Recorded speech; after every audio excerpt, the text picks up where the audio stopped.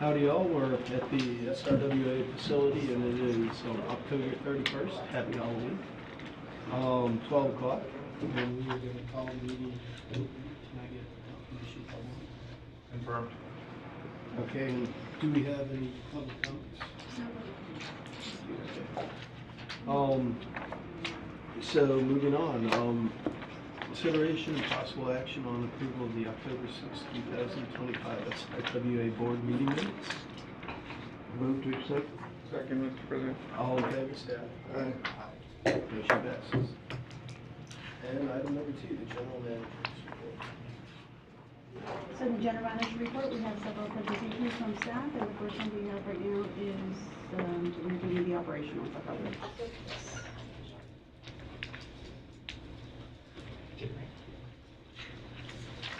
Good afternoon, Mr. President, members of the board. My name is Jacob Galan, and I will be presenting the production distribution report for the month ended September 30th, 2025. So on tab 2 of your board binders, you'll find the water distribution summary, and I'll start on column T, where I have the SRWA total distribution. The year-to-date was 2,504.427 million gallons, for a daily average of 6.861 million gallons. On column F, we have the distribution for BPUB. The year-to-date was 2,309.199 million gallons, for a daily average of 6.327 million gallons. On column G, we have the distribution for Valley Mud number 2. The year-to-date is 63.029 million gallons, for a daily average of 0.173 million gallons. On column H, we have the distribution for Los Fresnos. The year-to-date is 74.597 million gallons, for a daily average of 0.204 million gallons. On column I, we have the credit for B&D. The year-to-date is 52.59 or 52.592 million gallons, for a daily average of 0.144 million gallons. On column J, we have the allocation for Indian Lake. The year-to-date is 5.01 million gallons, for a daily average of 0.014 million gallons. Below we have the true-up estimate, where BPUB is under by 17.67 million gallons. Valley Mud number 2 is over by 0.17 million gallons. And the City of Los Fresnos is over by 17.5 million gallons.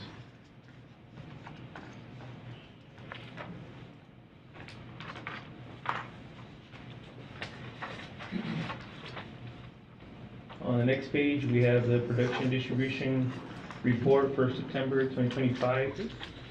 On the third column from the left, we have the SRWA total water produced. The total was 212.289 million gallons, for a daily average of 7.076 million gallons.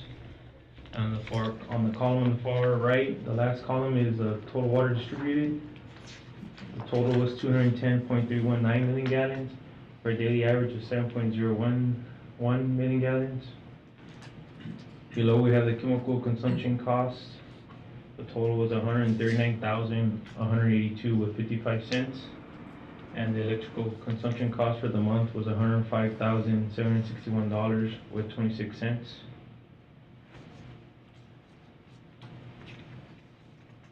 Here we have events that reduce water production. And on the 6th, we lost power and we had issues restarting the SCADA system, and we were down for a total of 6 hours.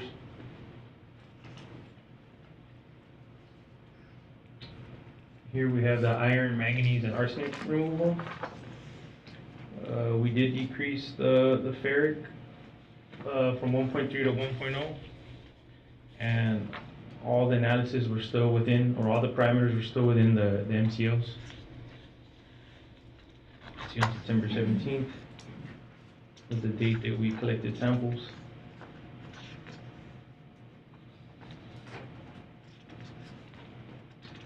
Here we have the ROs and wells that were on for the 17th during the time of the collection of the water sample. So now you're running more wells. It's like Yeah, now that we're not blending anymore, we have to bring in more water, right? Cause now all of it's passing through and we're losing 25%, right? We're not getting the extra that's bypassing, right? Bypassing the blend. So now we'll be using more wells.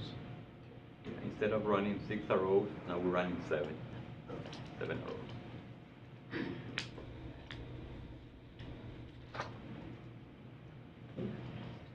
Here we have the graph for the manganese, where you can see the manganese level at 0% blend. Probably, I don't know how well it can be. So the manganese level with the 0% blend is still pretty high. Yeah, we're still below the limit, but yeah, it could be a variation between maybe one of the older ROs on. Ferric for that month, and apparently the manganese increased Okay. because of the decrease in ferric chemical. Or a decrease, right? Yeah. The decrease in ferric from 1.3 to 1.0. Yeah. I mean, yeah, that's another contributing factor. Could be. I mean, Also I'm just true. wondering if it's worth going back to 10%, blend, and then,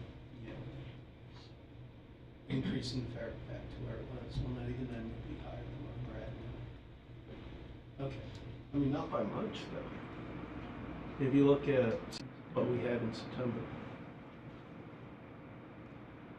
and just losing 10% of the output of our plant, or, increasing the number of wells we're pumping from, doesn't seem to be buying us that much, while greatly increasing our, electricity and reservoir utilization and chemical costs.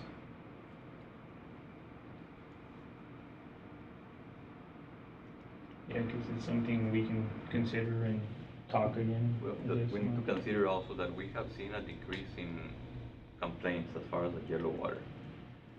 Since August the 1st, when we shut down the plant, they have significantly decreased. We haven't seen any. But is that more due to lack of pressure changes in the water, or is it due to actually reduced? Actually, we had one break. We were with the valve project that we are going on. We were preparing, and we kind of blew off Right. the And then 8-inch. you had an and we had increase. like 8 calls come in because That- that pressure change. So, it seems like the enemy is, in this case, the pressure change, not the bypass. So considering how expensive it is to eliminate the bypass, it's hard to justify that as the solution, seeing that, any pressure change is what creates the complaints. And so we're going to do stuff to reduce the manganese coming into the pipe, or get close to eliminating it with this new new treatment that we're going to be using. But the manganese is already in the pipe. The stuff, so any change in flow is going to create the complaints. I don't know if this is worth the cost. I'd suggest maybe that we're gonna get new membranes in November. So maybe we revisit that and kind of see where we land with the new membranes. Okay. And maybe we can go back to some percentage. I agree, and try to balance the chemical dosage in a sweet spot. If we put the bypass back in without some sort of treatment, whatever manganese is leaving the pipe, we'll put it back in there. So at some point, you get rid of all the manganese. Pressure change is right. I think the long-term solution is to find a treatment for the bypass. Right. So we think about that a lot. So we have several solutions we're looking at, and that's what we're pursuing. Right. How long do we expect that one to come in? Study that. We haven't presented the study. Okay. I know you guys were looking into it, and we get pink water if we overtreat it. Yeah. All right, we had several options. We looked at back in 2017, I believe it was, the last study.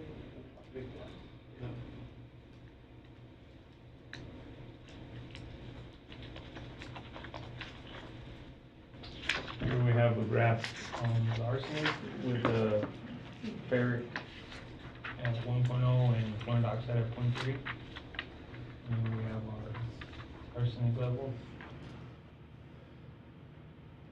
And that's because we're pulling from a couple of the wells with higher arsenic concentration, right?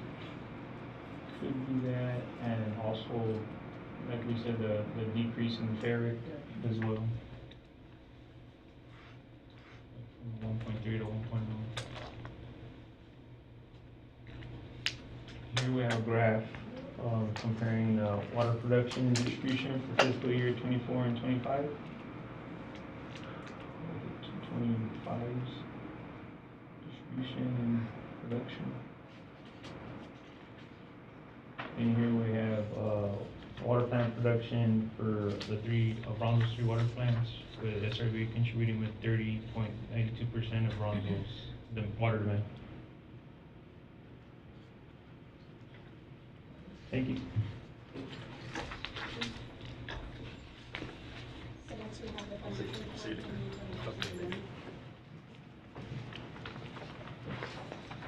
Good afternoon, Mr. President and members of the board. Jorge Santillan, Finance Manager. We'll go over the authority's financial performance as of September 30th, 2025. I'm beginning with the member assessments. We're going to be looking at the last column. At the end of the year, they totaled $7,800,691. From here, we are minus the line number 10, total operating expenses of $5,586,141. This results in operating income of $2,214,550. Continuing with non-operating revenues and expenses, we add the net non-operating revenues shown on line number 18 of $165,895. This results in income before capital contributions of $2,380,445. There were no capital contributions. We have the same amount in the change in net position of $2,380,445. We add this amount to the beginning of the year net position. This results in a net position at the end of the year of $26,915,301. On the last 2 pages, these are the budget and actual summary by expense type and by account for the fiscal year 2025. Any questions? Mr. President, before we move to the next item, I'd like to make an announcement, if that's okay. So I just wanted to announce that earlier this week, Fitch Ratings conducted their annual surveillance review of BPUB bonds. They released, or they submitted their final press release yesterday announcing an upgrade to BPUB's bonds rating to an A from an A-. And so given the fact that BPUB's 92.91% ownership share of SRWA, SRWA's ratings are linked to BPUB, so SRWA also received an upgrade to an A. I just wanted to make that announcement. And yeah, I said that yesterday, but I'll say it again today. I mean, seriously, congratulations, guys. This is huge.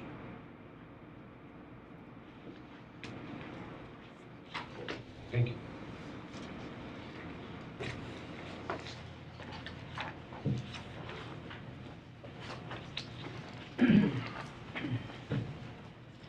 Good afternoon, Board President, board members. My name is Lupe, and I'm the Treasury and Accounting Manager.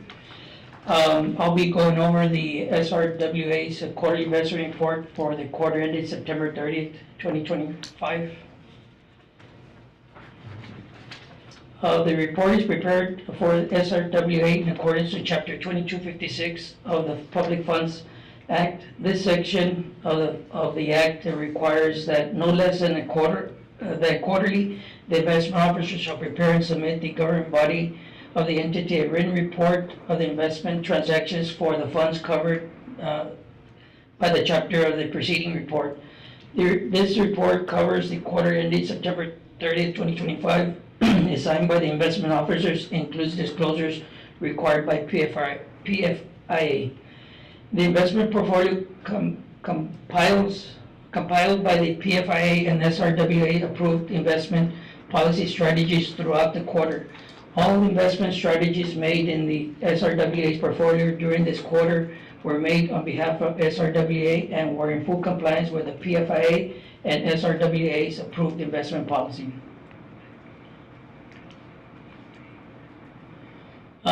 First slide I'm going to go over is the section that's in the middle on there, and this is the assets classes. First one on there is the bank deposits with the bank. We have market value on the first for the banks of $650,253. Percentage of portfolio is 4.85%. Total year to maturity average 3.83%. The next asset group under column A is the certificate of deposits. Market value $2,885,000. Percentage of portfolio 21.5%. Yield to maturity 4.38%. Investments in pools. Market value $8,768,301. Percentage of portfolio 65.35%. Yield to maturity 4.15%. And the last is money market fund of $1,113,461. Percentage of portfolios 8.3%, and the yield to maturity 4.03%. On the next slide, I'll be going over in summary on the different details of the asset class. The first one on there that went over in the previous schedule was the bank deposits. Combination of insured and collateralized the bank deposits. Total market value, which is on column H, of $650,253, ties into the first schedule on the first slide. Average yield, we have a combination between 1 and 3.87%. Next item is under column A, certificate of deposits. We have we have 12 certificate deposits, totaling on column H $2,885,000 with a average yield between 4.3% and 5.0%. The next category on 5 is the investment pools. We have a number of investment pools on there.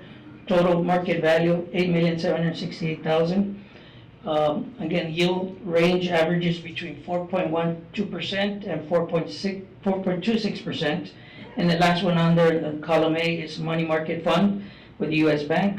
Total $1,113,461, and the yield on that one is 4.03%, and total investments of $13,417,015, and with the average yield of 4.17%. All these schedules tie back to slide number 1. The rest of the slides are more informational on there. I could go over them if you have any questions. Other than that, that concludes the presentation. I think I'm good. What about you? Those are some pretty good returns, actually. Thank you. Thank you.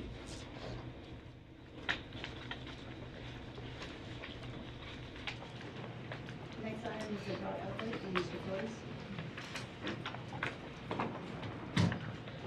Good afternoon, Mr. President, members of the board. My name is Jaime Flores. I'm the Water Resources Administrator, and I'll be giving you the drought update. Currently, the U.S. combined ownership at 97 Falcon reservoirs stands at 27%. You can see September 27th, we're at 27. October 4th, we're at 26.9. October 11th, 26.9. So we've been holding steady for the last couple months. The National Weather Service November to January 2026 outlook for the Lower Rio Grande Valley, Deep South Texas region. We're expecting a warmer than normal outlook is anticipated through the remainder of autumn 2025 and early winter 2026. A drier than normal pattern is expected through the November-January period. The odds for drought dryness expanding over Deep South Texas through January are increasing. Falcon International Reservoir remained near historic lows at the end of October, and confidence remains near certain, approximately 100% on total reservoir storage remaining just above record lows through January. Any questions? No? Thank you.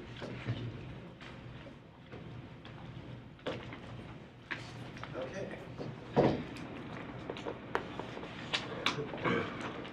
Moving on to the next item, that concludes the administrator's report. Moving on to consideration and possible action of a resolution amending the designation of certain officers as authorized signatories to draft drawn on accounts of Southmost Regional Water Authority and Texas Regional Bank and Wells Fargo Bank. Yes, good afternoon, Mr. President, members of the board. This is a housekeeping item. We had a change in management, and therefore we are amending the authorized signatories to the drafts drawn on bank accounts of SRWA. We are adding Mr. Guadalupe Granado, our new treasury and accounting manager, and we are removing Miriam Camacho, an authorized signer. So at this time, staff recommends approval of the resolution amending designation of certain officers as authorized signatories to drafts drawn on accounts of SRWA at Texas Regional Bank and Wells Fargo Bank. Great. I'll entertain a motion. I move to accept. Second. All in favor, say aye. Aye. Motion passes. Next item is consideration and possible action of a resolution amending the authorization of representatives. So, Mr. President, members of the board, so this is also a housekeeping item due to the change in management, and therefore we are amending the authorized representatives for Texas and Texas Daily. We are adding here again Mr. Guadalupe Granado as the new treasury and accounting manager, and removing Miriam Camacho as an authorized representative. So at this time, staff recommends approval of a resolution amending authorization of representatives.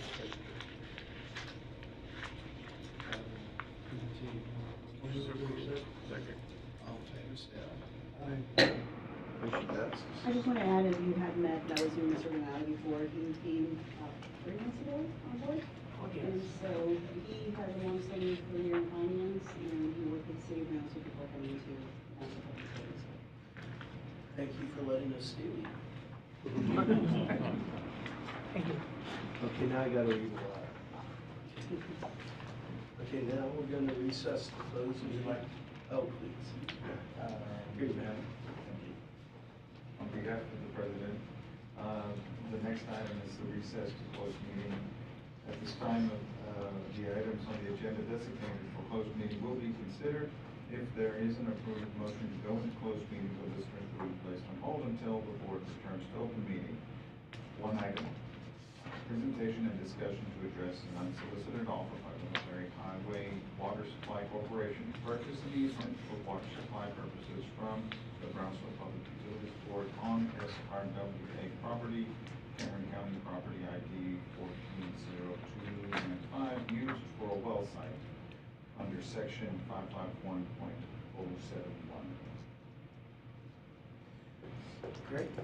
I will entertain a motion to go into closed. So move. All in favor, say aye. Aye.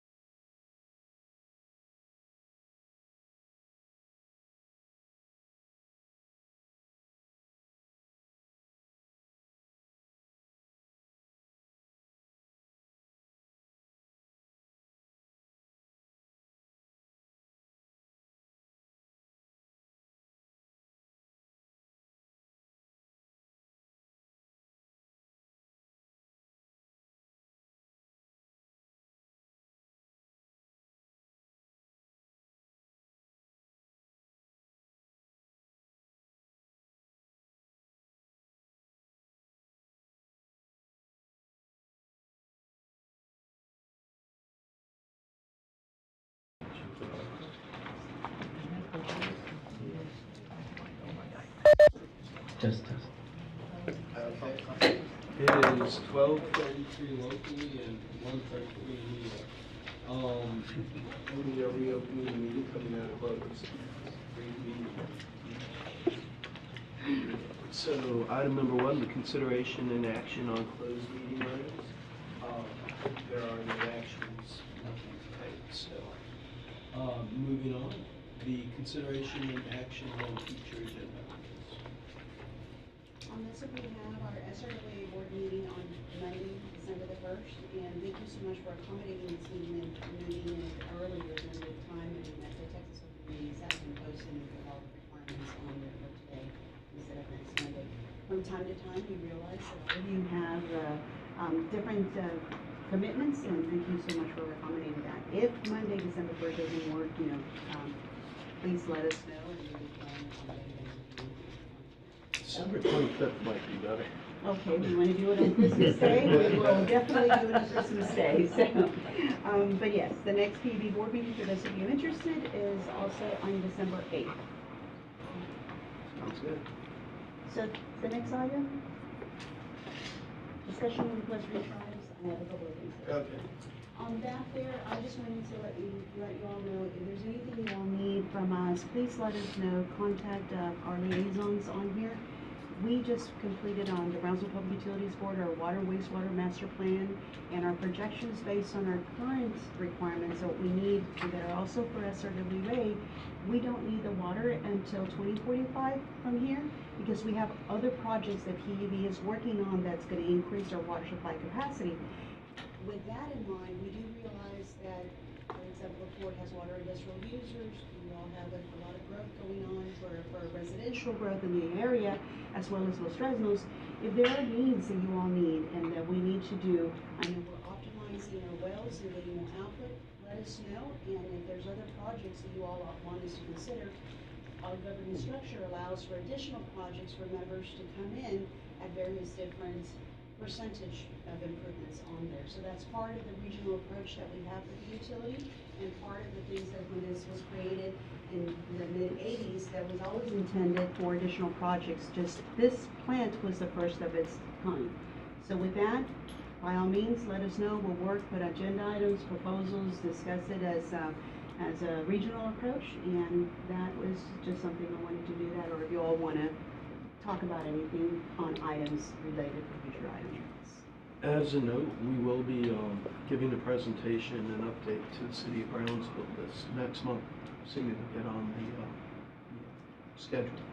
But if you guys want something similar for your different governing bodies, let us know, and I'll probably be able to talk to you. If you all want to join us, because although it's a PEB presentation, it will have a big component of SRWA, feel free to come join us, and we will also, acknowledge you present, and will coordinate with your schedule.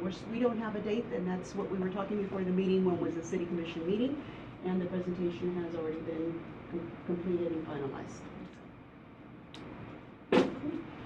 It's good. Well, with all that in mind, I will entertain a motion to adjourn. Have a motion. All in favor, say aye. Aye.